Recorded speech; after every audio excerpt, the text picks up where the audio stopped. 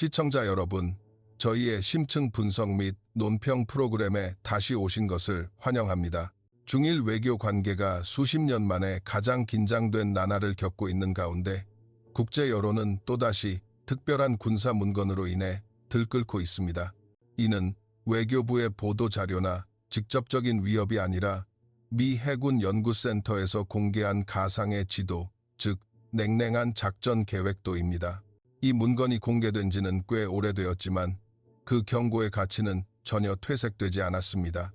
심지어 현 상황에서는 일본 언론이 첫 24시간 내에 일본 말살 계획이라고 이름 붙인 이 시나리오 때문에 더욱 뜨거운 감자가 되고 있습니다. 오늘 우리는 그 지도 위에 파란색과 빨간색 선들을 훑어보는데 그치지 않을 것입니다. 우리는 각 세부 사항을 깊이 있게 분석하여 이 끔찍한 시나리오가 정말 실현 가능한지 아니면 단순한 심리전의 일환일 뿐인지 해독할 것입니다. 그리고 더 중요하게는 중국이 실제로 방아쇠를 당긴다면 일본이 도미노처럼 무너질 것인지 아니면 이는 공격자 자신의 몰락을 알리는 시작이 될 것인지를 다룰 것입니다. 먼저 조국을 사랑하는 한 국민의 마음으로 잠시 시간을 내어 채널을 구독하고 좋아요 버튼을 눌러주시기를 부탁드립니다.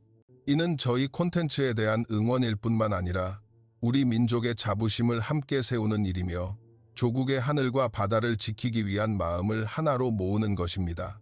이제 논란의 중심에 있는 이 지도를 자세히 파헤쳐 봅시다. 첫눈에 우리는 중국 내륙 깊은 곳에서 출발하는 빽빽한 빨간색 실선들의 네트워크를 볼 수 있습니다. 이는 산둥, 저장, 장수, 푸젠과 같은 전략적 연안 지방이나 더 북쪽의 허베이 및 랴오닝에서 발사되는 중거리 탄도미사일의 궤적을 모의한 이미지입니다. 이 붉은 화살표들은 허공을 겨냥하지 않습니다. 그것들은 일본 안보의 치명적인 급소로 곧장 박혀 들어갑니다. 이 선제 공격 목록의 최우선 목표는 일본의 공군 기지이며 특히 주둔하고 있는 미군 기지들입니다. 오키나와의 가데나, 도쿄 외곽의 요코타, 북부의 미사와, 남부의 이와쿠니와 사세보 같은 익숙한 이름들이 모두 사정권 안에 있습니다. 이곳들은 단순히 항공기나 전함이 있는 곳을 넘어 거대한 연료 저장소, 조기 경보 레이더 기지, 그리고 핵심 지휘센터가 위치한 곳입니다. 특히 미 해군 제7함대의 심장인 요코스카 항은 미국 영토 밖에서 유일하게 핵 항공모함 수리 및 정비가 가능한 곳입니다. 이곳을 겨냥하는 것은 이 가상 시나리오에서 중국의 매우 명확한 의도를 보여줍니다. 그것은 바로 충돌의 첫 몇 시간 내에 적의 눈을 멀게 하고 귀를 먹게 하며 다리 힘줄을 끊어버리는 것입니다. 탄도미사일의 실선 외에도 지도에는 빨간색 파선들이 빽빽하게 그려져 있습니다. 이는 장거리 순항 미사일에 의한 공격을 나타내는 기호입니다. 상공에서 낙하하는 탄도미사일과 달리 순항 미사일은 레이더를 피하기 위해 지형을 따라 낮게 비행하는 살인자입니다. 이들은 중국군의 트리플 T, 전략 폭격기, 유도 미사일 구축함, 잠수함, 부대, 즉 하늘의 전략 폭격기, 해상의 유도 미사일 구축함, 그리고 깊은 바다 밑에 숨어있는 잠수함에서 발사됩니다. 이 두 번째 화력의 목표는 병참시설, 변전소, 통신센터, 그리고 방공진지입니다. 그 의도는 첫 공격 이후 추가타를 가하여 일본이 전력을 재편성할 능력을 완전히 상실하도록 보장하는 것입니다. 도면에서 주목할 만한 또 다른 세부 사항은 중국 해안선과 한반도를 따라 흩어져 있는 빨간색과 보라색 마른 목골입니다. 이는 이동식 미사일 발사대를 나타냅니다. 이들의 위험성은 높은 기동성에 있으며 쏘고 튀는 능력 때문에 탐지하고 파괴하기가 극도로 어렵습니다. 이들은 전문가들이 화력 폭풍 공격이라고 부르는 전술을 수행하기 위해 배치되었으며 패트리어트나 이지스와 같은 방어 시스템의 요격 능력을 초과하는 수의 미사일을 발사하는 것이 목적입니다. 이는 일본 공군이 출격하기도 전에 활주로를 무력화시키는 것을 목표로 합니다. 더 먼 거리에는 파란색 사각형들이 내몽골이나 산시, 샘시와 같이 내륙 깊은 곳에 위치한 기지에서 출격하는 중국 인민해방군 PLA의 전략 폭격기 전력을 대표합니다. 이들은 최대 2, 0, 3, 0km에 달하는 사거리를 가진 CJ-20 순항 미사일을 탑재하고 이륙할 수 있습니다. 이는 엄청난 전략적 이점을 창출합니다. 중국 항공기는 상대 전투기의 요격을 피하고 자국 영공의 안전구역을 벗어나지 않고도 일본의 목표물을 공격할 수 있습니다. 그리고 마지막으로 일본 열도를 둘러싸고 있는 검은색 타원형들은 핵 공격 잠수함 전력을 상징합니다. 이들의 임무는 본토 공격이 아니라 개입을 시도하는 미 항공모함을 사냥하고 자원이 부족한 섬나라 일본의 생명선인 에너지 및 식량 수송의 주요 해상 항로를 차단하는 해상 봉쇄망을 구축하는 것입니다. 이 지도 하단에는 우리가 간과할 수 없는 작은 주석이 있습니다. 원자력 발전소는 공격 목표가 아니다. 그러나 현대전쟁의 혼란스러운 현실 속에서 군사 목표와 민간 목표 사이의 경계는 매우 모호합니다. 만약 국가 전력망이 파괴되거나 원자로 냉각 시스템이 작동을 멈추거나 혹은 미사일이 길을 잃는다면 일본은 광범위한 핵 재앙의 위험에 직면할 수 있으며 이는 이 나라를 극도로 취약하게 만들 것입니다. 이 문건이 처음 공개되었을 때 이는 일본 대중과 당국에 실제로 큰 충격을 안겨주었습니다. 이는 섬나라의 절대적인 안전에 대한 믿음에 찬물을 끼얹는 격이었습니다. 일본인들은 그들이 의도적으로 무시하거나 과소평가하려고 했던 세 가지 냉혹한 진실에 직면해야 했습니다.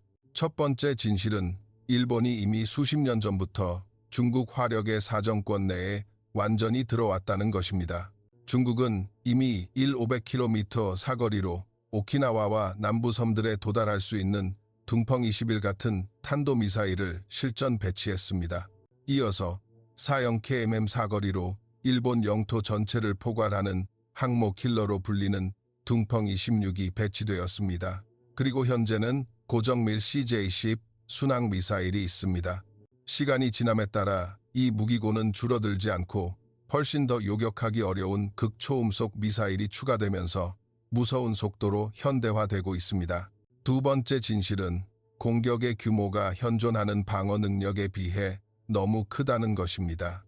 일본은 현대적인 방위력을 보유하고 있지만 상대방이 첫 1시간 만에 수백, 심지어 수천 발의 미사일을 발사할 수 있는 고강도 전쟁에 대비한 적이 없습니다. 중국의 목표물 포화 능력은 어떤 방어 시스템도 완전히 막아낼 수 있다고 장담하지 못하는 현존하는 위협입니다. 세 번째 진실은 미군 기지에 대한 과도한 의존입니다. 일본의 안보 전략은 미일 안보 조약에 기반하고 있으며 전방 기지에 주둔한 미군이 첫 번째 방패가 될 것이라는 가정하에 구축되었습니다. 그러나 중국의 선제 공격이 바로 이 기지들을 파괴하는 데 집중된다면 일본 방위력과 억지력의 50% 이상이 즉시 무력화될 것입니다.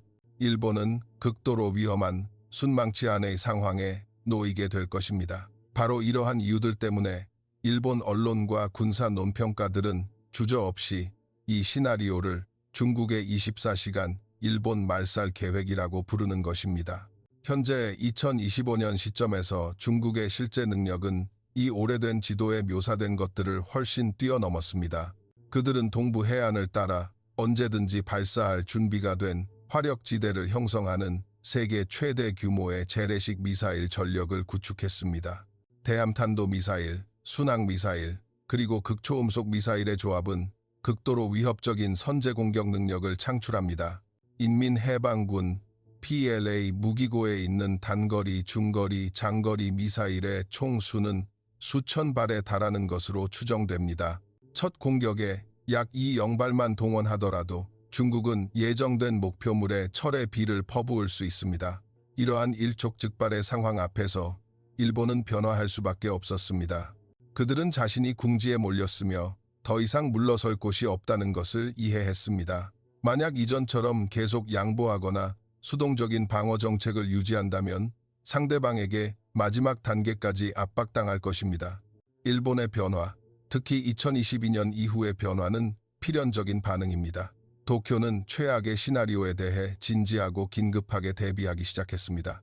그들은 단순히 방공 시스템을 업그레이드하고 미군 수용 기지를 강화하는 것을 넘어 주요 지역의 민간인 대피 계획도 업데이트하고 있습니다.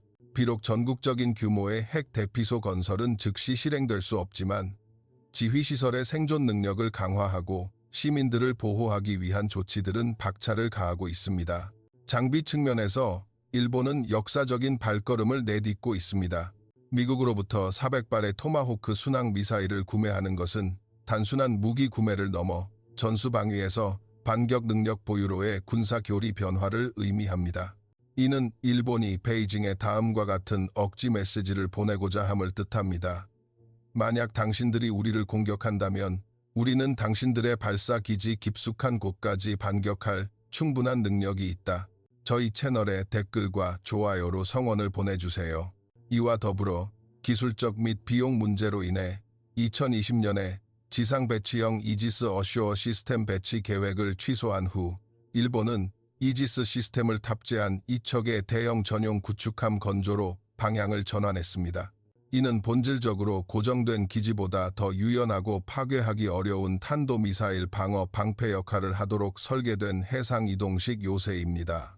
일본은 또한 항공자위대가 운용하는 세계에서 가장 빽빽하고 현대적인 조기 경보 레이더 네트워크를 보유하고 있습니다. 이 네트워크는 북부 카이도부터 남부 오키나와와 난세이 제도를 따라 펼쳐져 있습니다. 고정식 레이더 기지인 JFPS-3와 특히 거북이 등껍질과 유사한 독특한 모양의 차세대 3D 레이더 JFPS-5 및 JFPS-7은 밤낮으로 하늘을 감시하고 있습니다. 이들은 탄도미사일과 스텔스 항공기를 매우 먼 거리에서 탐지하고 추적할 수 있습니다. 이 시스템은 국가방공지휘 네트워크에 통합되어 실시간 데이터 공유와 요격, 화력 조정을 가능하게 합니다. 게다가 이지스 시스템을 탑재한 곤고, 아타고, 마야급 구축함들도 해상의 전진 레이더 기지 역할을 수행합니다. 이들은 미국의 조기 경보 위성 시스템 및 알래스카나 괌의 거대한 레이더 기지와 긴밀하게 연결되어 연속적인 방공망을 형성합니다. 기본적으로 일본 주변 영공에는 사각지대가 없습니다. 러시아, 중국, 북한 또는 대만 해협 방향에서 오는 모든 군사적 움직임은 미일 동맹의 엄격한 감시 아래에 있습니다. 그러나 가장 큰 질문은 여전히 남아 있습니다. 이러한 준비가 24시간 시나리오와 같은 전면적인 파괴 공격에 대처하기에 충분할까요? 현실적으로 아무리 철저하게 준비하더라도 중국이 전력을 다해 선제 공격을 감행한다면 일본이 미사일의 비를 완전히 막아내기는 어렵습니다. 압도적인 수량을 가진 창 앞에는 완벽한 방패가 없습니다. 분명히 미사일에 피격되는 기지들이 있을 것이고 파괴되는 활주로들이 있을 것이며 시설에 심각한 피해가 발생할 것입니다. 그러나 전쟁에서 피격당하는 것이 패배를 의미하지는 않습니다. 핵심은 방어의 목표가 미사일 100%를 요격하는 것이 아니라 반격할 수 있는 전력을 보존하는 데 있다는 것입니다. 미일 동맹이 첫 라운드에서 완전히 무너지지 않고 지휘 능력과 일부 작전 전력을 유지할 수 있다면 중국의 속전속결 전략은 파산 위기에 직면할 것입니다. 일부 활주로가 손상될 수 있지만 공병대는 몇 시간 만에 긴급 복구를 할 수 있어 항공기가 계속 이륙할 수 있습니다. 일부 레이더가 파괴될 수 있지만 해상의 이지스함은 여전히 작동할 것입니다. 일부 항공기가 파괴될 수 있지만 예비 전력은 남아있을 것입니다. 그리고 가장 중요한 것은 괌, 하와이, 알래스카, 그리고 태평양 해상에 있는 미국의 주력 부대는 이 선제 공격의 영향권 밖에 있다는 것입니다. 이들은 온전하며 참전할 준비가 되어 있습니다. 미일 동맹이 반격에 나설 때 전장의 국면은 빠르게 바뀔 것입니다. 바로 그 공격 지도 위에서 중국은 자신들도 상대방의 회심의 일격으로부터 방어할 수 있을지 확신하지 못하는 치명적인 급소들을 무심코 노출했습니다. 그 약점들은 무엇이며 왜 선제 공격의 실패가 공격자에게 재앙으로 이어질 수 있는지 저희 프로그램 다음 편에서 자세히 분석해 보겠습니다. 전편에 이어 이론상으로 선제 공격의 엄청난 규모를 확인한 후 지금 가장 중요한 질문은 일본과 미국이 이에 맞서기 위해 무엇을 할 것인가 하는 것입니다. 그들이 정말 지도에 묘사된 미사일의 비 앞에서 속수무책으로 당하고만 있을까요?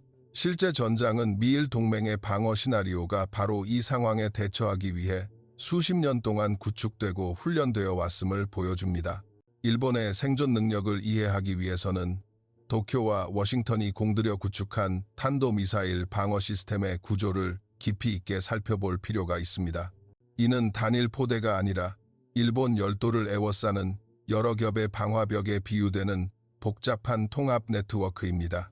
가장 중요하고 첫 번째 방어선은 바로 이지스 전투 시스템을 탑재한 구축함들, 즉 먼 바다에 위치한 함정들입니다. 일본의 곤고 아타고, 마야급 함정들과 미국의 알레이 버크급 구축함들은 동해와 동중국해에서 정기적으로 초계 활동을 유지합니다. 이들의 임무는 조기 경보 위성이 중국 내륙에 발사해서 발생하는 열을 감지하는 즉시 안전 완충 지대를 구축하는 것입니다. 이지스함의 SPY-1D 레이더는 즉시 목표물을 포착하고 궤도를 계산하며 수직 발사대에서 SM-3 블록 IA 요격 미사일이 발사될 것입니다. SM-3의 특징은 적의 탄도미사일이 시속 수만 킬로미터로 대기권 밖을 비행하는 중간 단계에서 목표물을 파괴하는 능력입니다. 킬, 벡터, 기술은 SM-3의 탄두가 폭약 없이 엄청난 운동 에너지로 적 미사일에 곧장 충돌하여 파괴하도록 합니다. 이 단계에서 요격에 성공하면 파편들은 바다로 떨어지거나 대기권에서 타버려 지상 피해를 최소화합니다. 그러나 어떤 시스템도 절대적이지 않으며 일부 탄두가 공중의 불길을 뚫고 목표물을 향해 하강하기 시작하면 이들은 낮은 고도의 방어망에 직면하게 될 것입니다. 여기서는 도쿄, 공군기지, 지휘센터와 같은 핵심 지역 주변에 빽빽하게 배치된 패트리어트 포대가 주도적인 역할을 합니다.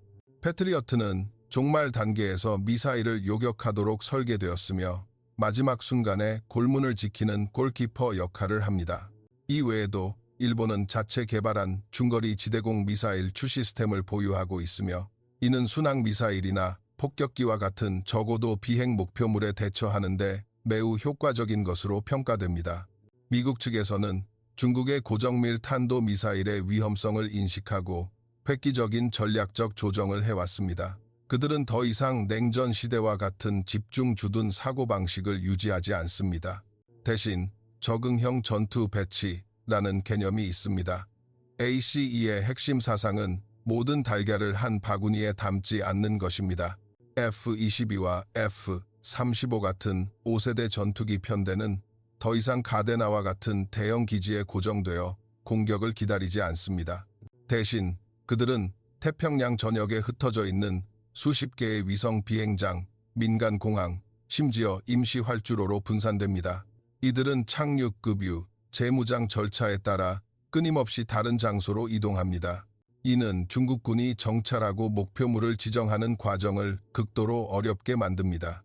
미사일은 한 비행장에 명중할 수 있지만 수십억 달러 상당의 미군 항공기 편대는 이미 수백 킬로미터 떨어진 다른 위치로 이동했을 것입니다. 그럼에도 불구하고 우리는 객관적인 현실을 인정해야 합니다. 중국과 같은 거대한 미사일 무기고를 가진 상대와의 고강도 전쟁에서 공격 미사일 100%를 모두 요격하는 것은 불가능합니다. 하나의 지점에 동시에 수백 발의 미사일을 집중적으로 발사하는 목표물 포화 전술은 어떤 방어 시스템이라도 과부하를 일으킬 것입니다. 방어망을 뚫고 들어오는 미사일이 있을 것이고 파괴되는 활주로가 있을 것이며 폭발하는 저장고와 인명 손실이 있을 것입니다. 그러나 이것이 바로 공격 지도를 그린 사람들이 너무 낙관적이었을 수 있는 전략적 사고의 핵심 지점입니다. 현대 전쟁에서 방어의 목표는 절대적인 무결성이 아니라 전투 능력을 유지하는 것입니다. 지휘 시스템이 완전히 마비되지 않고 공군 및 해군 전력의 일부가 첫 공격에서 살아남는다면 중국의 속전속결 계획은 실패로 간주됩니다. 미군과 일본군의 회복 능력은 매우 높습니다. 전문 공병 부대는 활주로의 폭탄 구덩이를 단 몇 시간 만에 빠르게 수리하여 항공기가 이륙을 계속할 수 있게 할 것입니다. 지상 레이더 기지가 파괴되더라도 예비 레이더 시스템과 EED 호크아이 조기 경보기가 즉시 정보 공백을 메울 것입니다. 무엇보다도 미국의 전략 공격력 대부분은 이 선제 공격의 사정권 밖에 있습니다. 항공모함 타격단은 끊임없이 대양을 이동하며 자체 방어망으로 보호받고 있습니다. B-1B, B-52B 이 전략 폭격기 전력은 괌, 하와이, 호주에서 출격하거나 심지어 미국 본토에서 직항하여 참전할 수 있습니다. 그리고 가장 무서운 것은 지상 미사일 공격에 완전히 면역된 채 깊은 바닷속에 숨어있는 핵공격 잠수함 전력입니다. 저희 채널에 댓글과 좋아요로 성원을 보내주세요. 선제 공격이 적을 끝장내지 못하면 중국은 전략적 수동 국면에 빠질 것입니다. 그들은 가장 강한 펀치를 날렸고 대부분의 화력 위치를 노출했지만 상대는 여전히 버티고 있습니다. 그리고 이때 미국과 일본이 반격 작전을 시작할 것입니다. 이 반격은 어디를 겨냥할까요? 중국의 전력 배치 지도를 자세히 분석해보면 그들의 치명적인 지리적 약점을 발견할 수 있습니다. 동부 해안 지역에 대한 과도한 집중, 즉 일본과 대만을 위협하기 위해 둥펑 21 및 26 미사일 발사대 대부분이 위치한 푸젠, 저장, 광둥 같은 성들은 평평하고 개방된 해안 평야 지대이며 바다와 매우 가깝습니다. 이러한 지리적 근접성은 양날의 칼입니다. 이는 중국 미사일이 목표물에 더 빨리 도달하도록 돕지만 반대로 이 전체 시스템을 미일 연합의 반격 무기 사정권 내에 놓이게 합니다. 사거리 1, 600km의 토마호크 순항 미사일 도입과 사거리 1, 0km로 업그레이드된 타입 12대함 미사일 개발이라는 역사적인 결정을 통해 일본은 이제 상대방 영토 깊숙한 곳까지 공격할 수 있는 능력을 보유하게 되었습니다. 동해의 전함이나 규슈섬의 이동식 발사대에서 발사된 일본 미사일은 해수면을 따라 비행하여 중국의 해안 레이더 기지, 지휘센터, 그리고 미사일 발사대를 정확하게 공격할 수 있습니다. 목표는 인민해방군의 방공 및 조기 경보 시스템을 무력화하는 것입니다. 동시에 미공군과 해군은 대규모의 SEAD, 적 방공망 제압 작전을 활성화할 것입니다. 방공망 외부에서 폭격기가 발사하는 스텔스 순항 미사일 JAASSM과 오하이오급 핵 잠수함에서 발사되는 토마호크의 B는 중국의 전진 공군 기지를 겨냥할 것입니다. J-20 전투기와 H-6K 폭격기가 출격하는 루차오, 나후이안과 같은 비행장은 가장 취약한 고정 목표가 될 것입니다. 일단 활주로가 파괴되면 중국 공군은 지상에 발이 묶이거나 전력을 보존하기 위해 내륙 깊은 곳의 비행장으로 철수해야 할 것입니다. 이는 원해에 있는 미 함대에 대한 그들의 작전 범위와 위협 능력이 크게 감소됨을 의미합니다. 중국의 공격 속도는 꺾일 것이며 전장의 균형은 점차 미일 동맹 쪽으로 기울 것입니다. 결론적으로 24시간 파괴 계획 지도는 중국의 공격 절반의 진실만을 반영합니다. 이는 상대방의 회복 능력과 반격 능력을 완전히 무시합니다. 그러나 전쟁은 하늘과 지상에서만 일어나는 것이 아닙니다. 더 잔혹하고 냉정한 또 다른 전선이 먼 바다에서 중국을 기다리고 있습니다.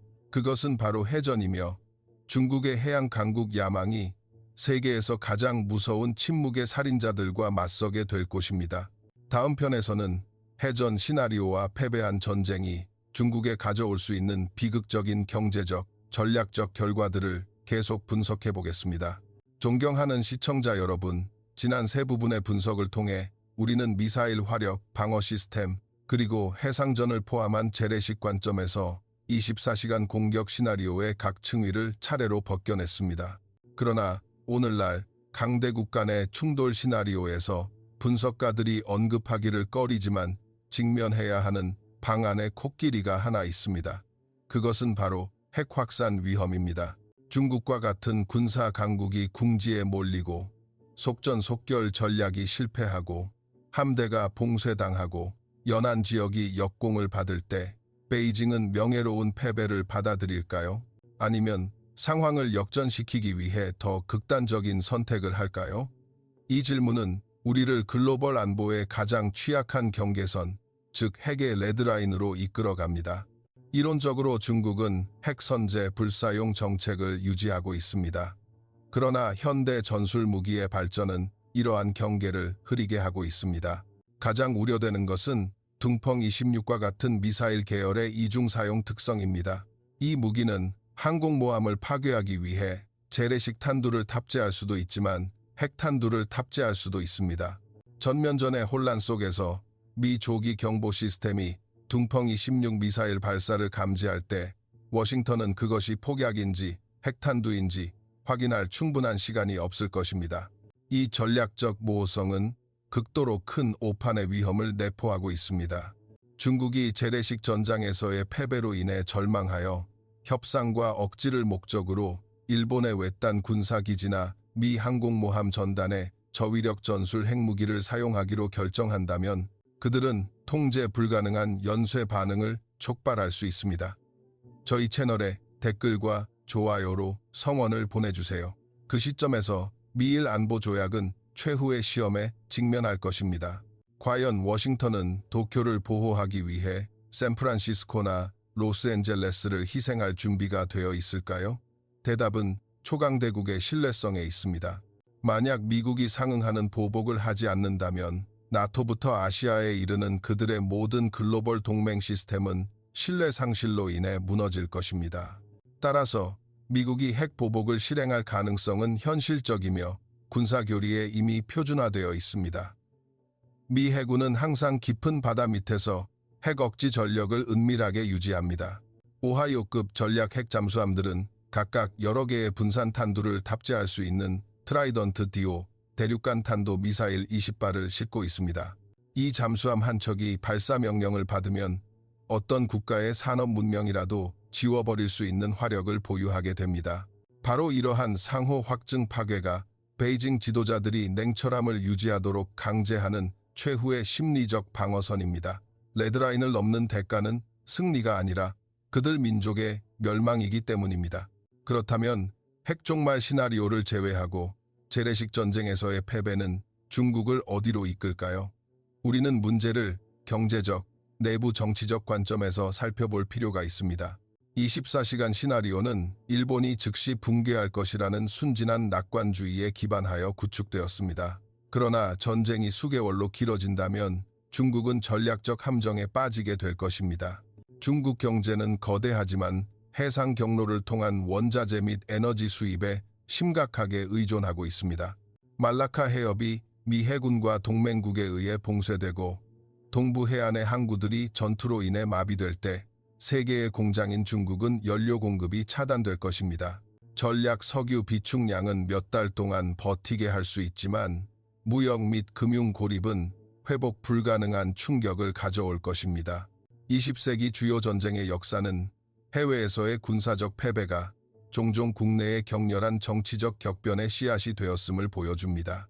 제1차 세계대전 후 러시아 제국의 붕괴나 포클랜드 전쟁 후 아르헨티나 군사정권의 와해는 선례가 되는 교훈입니다.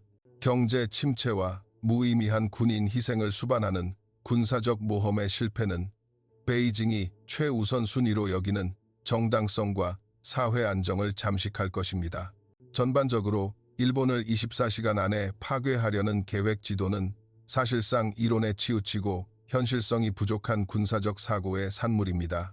이는 패권 야망과 미사일 기술에 대한 지나친 자신감을 반영하지만 인간적 요소, 동맹의 힘, 그리고 실제 전쟁의 가혹함을 무시합니다.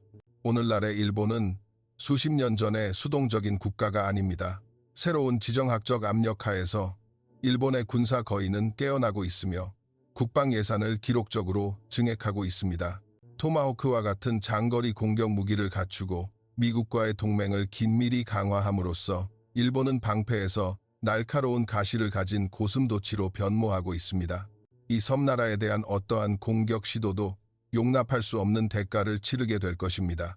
시청자 여러분, 저희가 이 분석 시리즈를 통해 전달하고자 하는 핵심 메시지는 전쟁에 대한 두려움을 심어주는 것이 아니라 힘에 기반한 평화의 가치를 확인하는 것입니다.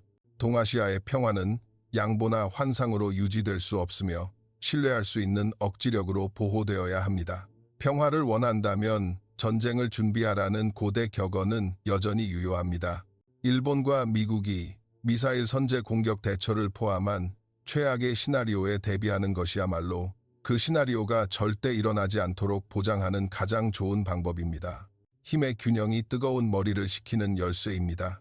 오래전 그 지도 위에 가상전쟁이 종이 위에만 머물기를 바라지만 전략과 준비, 그리고 전쟁의 대가에 대한 교훈은 항상 우리 눈앞에 존재합니다. 끊임없이 변화하는 세상 속에서 군사 균형에 대한 냉철하고 깊은 이해는 우리가 시류의 전개에 놀라지 않기 위해 필수적입니다. 동아시아 전쟁 시나리오에 대한 저희의 심층 논평 프로그램은 여기서 마치겠습니다. 저희는 오늘날 세계에서 가장 위험한 화약고 중 하나에 대한 포괄적이고 다각적이며 현실적인 그림을 시청자 여러분께 제공하기 위해 노력했습니다. 시청자 여러분은 일본의 실제 방어 능력에 대해 어떻게 평가하십니까? 과연 중국이 그토록 위험한 군사적 도박에 모든 것을 걸 용기가 있을까요? 여러분의 관점과 분석을 아래 댓글 섹션에 공유해 주십시오. 여러분의 의견은 저희 콘텐츠의 가장 귀중한 보완이 될 것입니다. 만약 이 시리즈가 유용하고 가치 있는 지식을 제공했다고 생각하시면 저희에게 좋아요를 눌러주시고 이 영상을 친구들과 공유해 주십시오. 그리고 채널 구독 버튼과 알림벨 아이콘을 누르는 것을 잊지 마십시오. 이것이 저희의 다음 심층, 군사 및 지정학적 분석 보고서를 놓치지 않는 가장 좋은 방법입니다. 시청해 주셔서 감사합니다. 안녕히 계십시오.